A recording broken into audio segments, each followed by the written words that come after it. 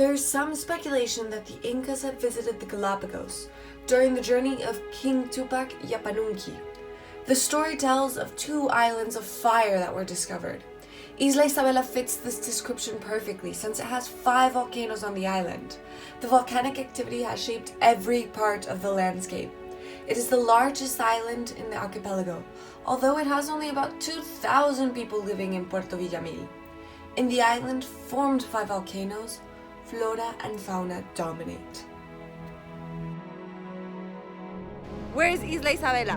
In Galapagos!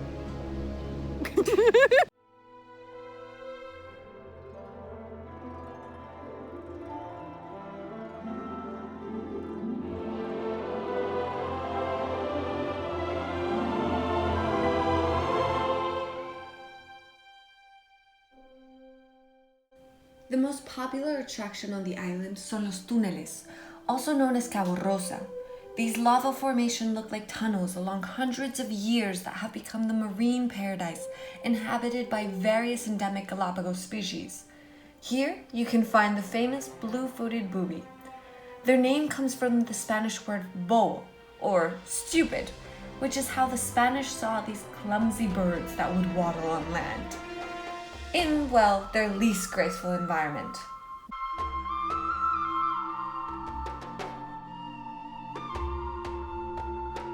The bluer the feet, the more attractive the male. Snorkeling here is amazing. You can find seahorses, tintoreras, schools of fish, and very friendly giant sea turtles.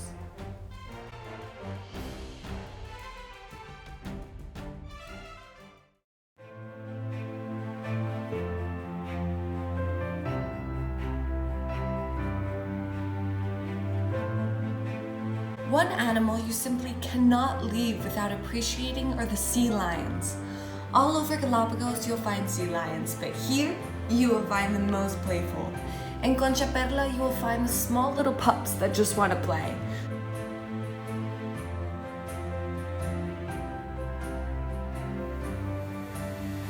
So make sure to just turn around in the water and wait for one to show up.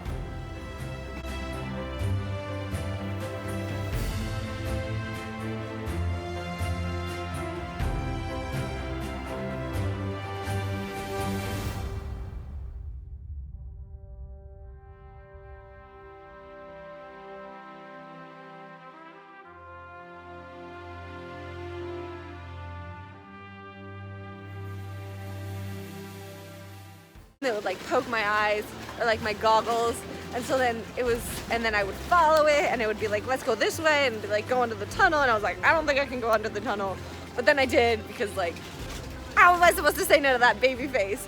Its big eyes just look at you. It was amazing. It was honestly like breathtaking. And right now, it's just us. So in Isla Isabela, you can also find a beautiful turtle reserve. The reason why giant tortoises were studied by Charles Darwin to craft the theory of evolution is because they're incredibly adaptable. Their survival capacity is impressive. Scientists believe that the first tortoises arrived 2 to 3 million years ago into the Galapagos by drifting across the ocean from South America.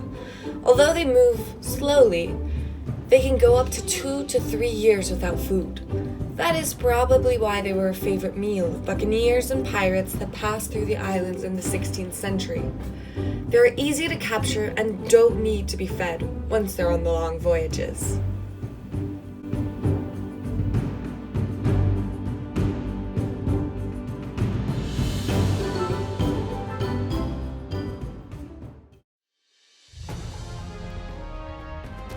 A must-stop on the island is to visit Sierra Negra. Sierra Negra is one of the 6 volcanoes on Isabela. It has erupted 6 times since 1948, most recently in 2005. 2 distinct types of volcanoes that occur in Galapagos. In the west, on the islands of Isabela and Fernandina, large volcanoes with inverted soup bowl morphology and deep calderas occur. On Sierra Negra, you can literally walk on cooled lava. There's also 2 types of cooled lava. Fajohoy, which is cooled over in a much more smooth form, and which is cooled in small rocky chunks. The name comes from Hawaiian origin. The is because the floor is particularly hard to walk on, so people would and cry in pain.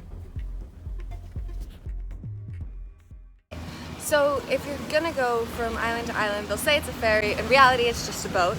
So right now we're heading to Santa Isabela, and we got lucky. We got out the boat and we asked straight up if we could sit upstairs because you get a lot less seasick here. It jumps a lot more, but there's less people and you're not indoors. So this is the end of the video for, well, Isabela. It's a beautiful island, and I'm so sorry that when I was narrating it, my voice might have cracked a little bit because clearly I'm a little bit sick. But I hope you guys like the video anyway. Isabela is amazing, and there's so much wildlife, and, well, I mean, there's a lot of wildlife all over Galapagos, but in Isabela, it just... I feel like they're just friendlier. I don't know how to explain it. I still can't believe I, was swimming with sea lions in the wild. That was insane. If you get a chance to go, please do. Isabela is a lot less expensive in comparison to the islands of Santa Cruz and San Cristobal, so it's definitely worth to stay 2-3 days. If you like this video, give it a thumbs up, subscribe, and move on to your next video, which hopefully just happens to be one of mine.